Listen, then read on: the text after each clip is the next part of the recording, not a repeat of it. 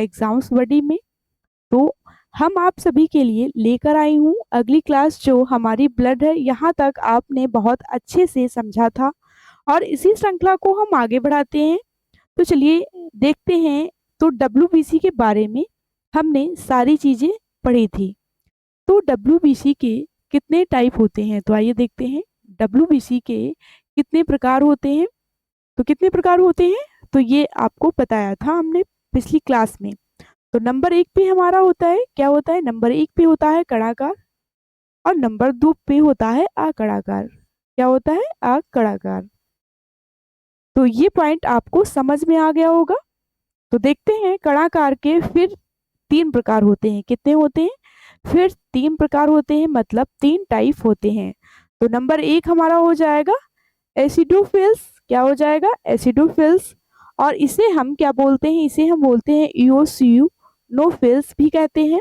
और नंबर दो पे हमारा आता है बेसोफिल्स। क्या आता है, बेसोफिल्स। और नंबर तीन की बात करते हैं तो नंबर तीन पे हमारा आता है न्यूट्रोफिल्स। क्या आता है, न्यूट्रोफिल्स। अब यहाँ पे भी हम देख लेते हैं। अब यहाँ पर भी आकड़ाकार के दो प्रकार होते हैं। कितने होते हैं, दो प्रकार होते हैं। तो देख लेते हैं वो कौन कौन से दो प्रकार हैं। तो नंबर एक हमारा हो जाएगा मोनोसाइट। क्या हो जाएगा, मोनोसाइट। और नंबर दो की बात करते हैं तो नंबर दो पे हमारा आ जाएगा लिम्फोसाइट। क्या आएगा, लिम्फोसाइट। तो ये चीजें समझ में आ गई होंगी आप लोगों को। तो देखते हैं यहाँ इनसे प्रश्न कैसे बनते हैं। तो वो मैं आपको समझाती हूँ। अगर बात करते हैं डब्ल्यूबीसी अपने आप में कितने परसेंट होती है, तो आइए देखते हैं डब्ल्यूबीसी अपने आप में कितने परसेंट होती है, 100%। कितने परसेंट होती है, 100% होती है। अब देखो 100% देखते हैं। जैसे हम बात करते हैं ये जो एसिडोफिल्स है ये कितने परसेंट होती है, तो ये होती है 1 से 4%। कितनी होती है, 1 से 4%। और ये हमारे शरीर में किससे सुरक्षा करती है, तो ये वायरस से सुरक्षा करती है। किससे करती है, वायरस से सुरक्षा करती है। कौन, एसिडोफिल्स। अब बात करते हैं हम, अब बात करते हैं बेसोफिल्स की। किसकी, बेसोफिल्स। तो बेसोफिल्स ये डब्ल्यूबीसी का कितना परसेंट होता है, तो ये होता है 0.5%। कितना होता है, 0.5%। अब देखो 100% में से 0.5% मतलब सबसे कम है। कितना है, सबसे कम। तो ये किससे सुरक्षा करता है, तो ये एलर्जी से सुरक्षा करता है। किससे, एलर्जी से सुरक्षा करता है। अब बात करते हैं हम न्यूट्रोफिल्स की। न्यूट्रोफिल्स की बात करें तो ये कितना परसेंट होता है आरबीसी का, सॉरी डब्ल्यूबीसी का कितना परसेंट होता है, तो न्यूट्रोफिल्स तो ये होता है 50 से 70%। कितना होता है, 50 से 70%। सर्वाधिक, तो ये अगर पूछे सबसे ज्यादा कौन सी डब्ल्यूबीसी पाई जाती है, तो ध्यान रखना न्यूट्रोफिल्स। कौन सी, न्यूट्रोफिल्स। कितनी परसेंट, तो 50 से 70%। तो ये सुरक्षा किससे करता है, तो ये सुरक्षा करता है जीवाणु से। जीवाणु से सुरक्षा करता है, जिसे आप बोलते हैं बैक्टीरिया। क्या बोलते हैं, बैक्टीरिया। अब बात करते हैं हम किसकी, तो अब बात करते हैं आंकड़ाकार की। तो ये होती है, तो ये कितने प्रकार, ये दो प्रकार की होती है। नंबर एक पे हमने बताया मोनोसाइट, नंबर दो पे बताया है लिम्फोसाइट। तो पहला पॉइंट सबसे देखते हैं हम, किसकी बात करते हैं हम, आकड़ाकार। तो ये कितने प्रकार की होती है, दो प्रकार की। नंबर एक मोनोसाइट, नंबर दो लिम्फोसाइट। तो सबसे पहले देख लेते हैं इनके बारे में। तो पहला पॉइंट है मोनोसाइट से पहले हम बात करते हैं। तो सबसे पहला पॉइंट ये है कि ये सबसे बिगेस्ट या सबसे बिगेस्ट डब्ल्यूबीसी तो सबसे बड़ी होती है। तो इस पॉइंट को ध्यान रखना। अगला पॉइंट ये आता है कौन सी डब्ल्यूबीसी भ्रमण करती है, तो कौन सी, तो ये है या भ्रमण या ट्रेवल करती है, तो ये मोनोसाइट ट्रेवल करती है। अब बात करते हैं ये रक्त के अंदर घूमती है, किसके, रक्त के अंदर घूमती है। तो अब बात करते हैं लिम्फोसाइट की, किसकी, लिम्फोसाइट की। तो ये सबसे छोटी होती है, ये सबसे छोटी स्मॉलेस्ट डब्ल्यूबीसी होती है। और इसकी भ्रमण, ये भ्रमण नहीं कर सकती है, ये भ्रमण नहीं कर सकती है। तो ये अमीबा के समान होती है, ये अमीबा के समान। मोनोसाइट जो होता है ये अमीबा के समान होती है। और कूट पार्ट होते हैं। और अब बात करते हैं हम, तो यहाँ से प्रश्न की बात करें तो देखो पहला प्रश्न सबसे बड़ी डब्ल्यूबीसी। तो आइए हम प्रश्न की बात करें तो ये कुछ प्रश्न है जो एग्जाम में पूछे जाते हैं। तो आइए देखते हैं, पहला प्रश्न है हमारा, सबसे बड़ी डब्ल्यूबीसी कौन सी है? तो कौन सी है? तो मोनोसाइट। कौन सी है? मोनोसाइट। अगला प्रश्न ये आता है, सबसे छोटी डब्ल्यूबीसी कौन सी है? अगला पॉइंट ये आता है कि सबसे छोटी डब्ल्यूबीसी कौन सी होती है? तो कौन सी होती है? लिम्फोसाइट। क्या होती है? लिम्फोसाइट। अब बात करते हैं, अगला प्रश्न ये है, सबसे ज्यादा डब्ल्यूबीसी किस में होती है? तो न्यूट्रोफिल्स में होती है। सबसे ज्यादा किस में होती है? न्यूट्रोफिल्स में। अब बात करते हैं सबसे कम किस में होती है? तो सबसे कम होती है बेसोफिल्स में। अगला प्रश्न ये आता है कि वायरस से सुरक्षा कौन सी डब्ल्यूबीसी करती है? वायरस से सुरक्षा कौन सी डब्ल्यूबीसी करती है? तो कौन सी है? एसिडोफिल्स। अगला प्रश्न ये है, बैक्टीरिया से सुरक्षा कौन करती है?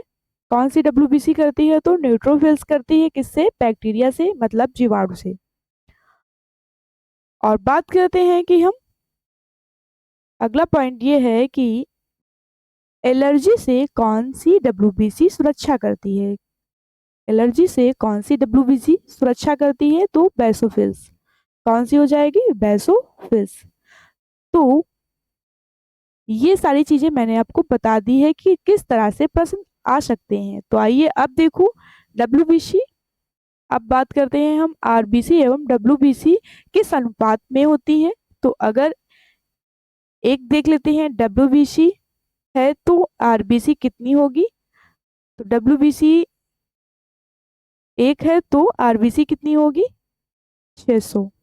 कितनी होगी? 600, मतलब 600 गुना ज्यादा। तो ये सब मैंने आपको पिछली क्लास में समझाया भी था। मैंने आपको तीनों का रेशियो पढ़ाया था।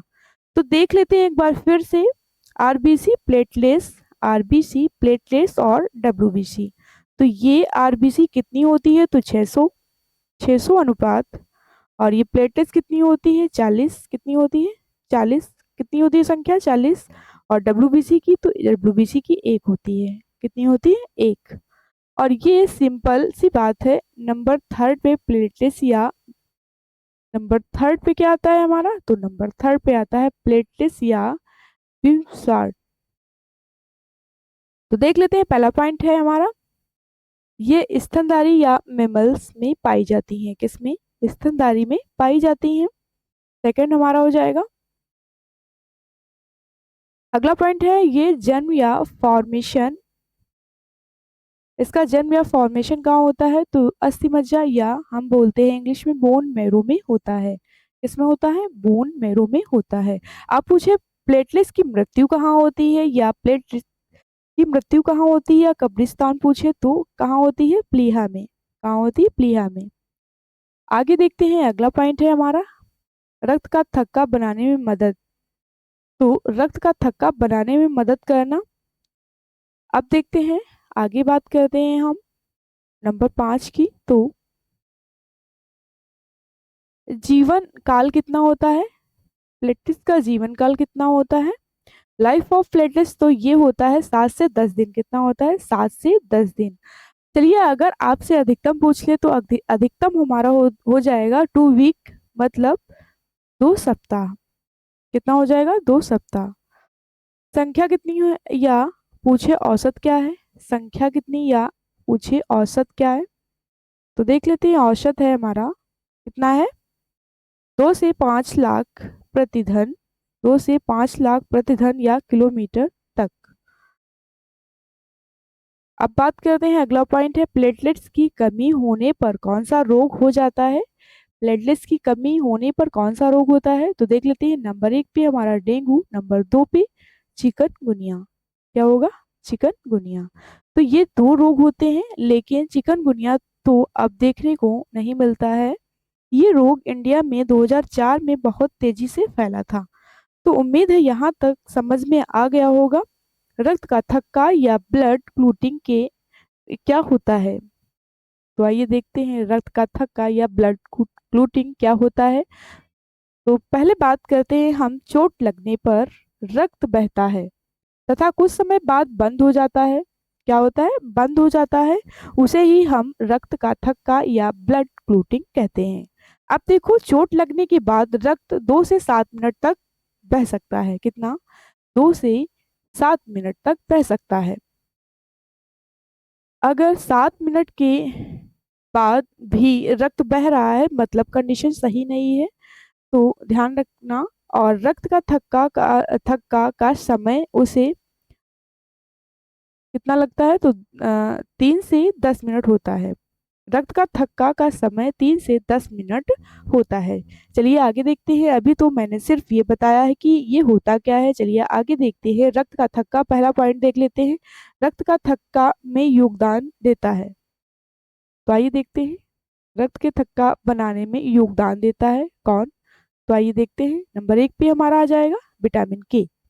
क्या आएगा? विटामिन के। ये यकृत के अंदर या लीवर के अंदर। अब बात करते हैं कि ये प्रोथाम्बिन का निर्माण करता है। किसका? प्रोथाम्बिन का निर्माण करता है। ये रक्त का थक्का बनाने में मदद करता है। विटामिन के का नाम फिलोक्विनोन है। फिलोक्विनोन है विटामिन के का नाम। अब देखो, प्रोथाम्बिन के अलावा कैल्शियम आयन, प्रोथाम्बिन के अलावा कैल्शियम कैल्शियम आयन, कैल्शियम धातु, कैल्शियम धातु रक्त का थक्का बनाने में मदद करती है। क्या करती है? मदद करती है। एक हमारा ये हो जाएगा, सेकंड हमारा ये हो जाएगा। अब बात करते हैं हम थर्ड की। तो थर्ड पॉइंट हमारा ये है कि प्लाज्मा की प्रोटीन फाइब्रोनोजेन रक्त का थक्का बनाने में मदद करती है, ब्लड क्लॉटिंग में मदद करती है। कौन? प्लाज्मा की प्रोटीन फाइब्रोनेज। ये किसका? ये फाइब्रोनोजेन रक्त का थक्का बनाने में मदद करती है। तो 5 ऐसे तत्व हैं जो रक्त का थक्का बनाने में मदद करते हैं। उम्मीद है आप लोगों को समझ में आ गया होगा। एक हमारा हो जाएगा थ्रोम्बोप्लास्टिन, ये प्रोटीन थी, ये भी मदद करती है। तो मानव शरीर में रक्त जमने का कारण या प्रतिजमन कौन करता है? मानव में रक्त नहीं जमने का कारण या प्रतिजमन कौन करता है? अब देखते हैं। प्रतिजमन मतलब जो रक्त जमने से रोक दे, वो प्रतिजमन कहलाता है। जैसे कि हमारा हो जाएगा हिपेरिन। क्या होगा? हिपेरिन नहीं जमने देता है ब्लड को। तो अब देखो, यहाँ तक आप लोगों को सारी चीजें समझ में आ गई होंगी, उम्मीद है। तो आगे बात करते हैं हम किसकी? हीमोफीलिया की। किसकी बात करते हैं? हीमोफीलिया। हीमोफीलिया क्या होता है? तो ये एक आनुवंशिक बीमारी है, ये जेनेटिकल बीमारी है। इसे हम शाही रोग या अमीरों का रोग कहते हैं। क्या होता है इसमें? रक्त का थक्का नहीं जमता है। इसमें रक्त का थक्का या ब्लड क्लॉटिंग नहीं होती है। तो अब बात करते हैं कि बाकी चीजें आपको आनुवंशिकी में पढ़ाऊंगी इसके बारे में। तो आज की क्लास आज की क्लास यहीं तक रखते हैं। तो कल होगी आगे की क्लास कल होगी। कल हमने ब्लड ग्रुप के कल हमको क्या पढ़ना है? ब्लड ग्रुप के बारे में बात करेंगे। और ब्लड ग्रुप पॉजिटिव क्यों होता है, नेगेटिव क्यों होता है, ये सब कल पढ़ते हैं। अगर क्लास अच्छी लगी हो तो लाइक, शेयर और चैनल को सब्सक्राइब करें। Thank you so much. फिर मिलते हैं अगली क्लास में। Tata, bye bye.